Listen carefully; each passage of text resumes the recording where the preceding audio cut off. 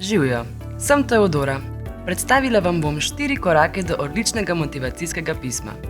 Veliko ljudi ne ve, kaj bi vanj napisali, zato ponavljajo tisto, kar so že napisali v CV-ju. Motivacijsko pismo ima pomembno nalogo, saj lahko z njim pritegnemo potencialnega delodajalca. Zato ga za vsako prijavo prilagodite. Vsako motivacijsko pismo vsebuje 2 ključni premisi. Zakaj si želite delati v njihovi organizaciji in zakaj ste ravno vi najboljša izbira. Poudarite svoje supermoči.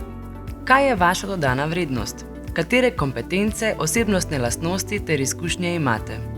Pojasnite svojo motivacijo za sodelovanje z njimi. Motivacijsko pismo mora pritegniti zanimanje potencialnega delodajalca, da prebere vaš življenjepis in vas povabi na razgovor. Motivacijsko pismo je vaša vstopnica do razgovora. Pri pisanju nastavite iztočnice tako, da bo delodajalec želel izvedeti več o vas. Razvijte ustrezne zgodbe in konkretne primere, ki jih bo delodajalec na razgovoru še bolj raziskal. Predvsem pa izkoristite priložnost in izpostavite stvari, ki jih niste zapisali v CV. Ne uporabljajte nikalnic. Besede kot so ne, nisem, ne morem, nimajo kaj iskati v motivacijskem pismu.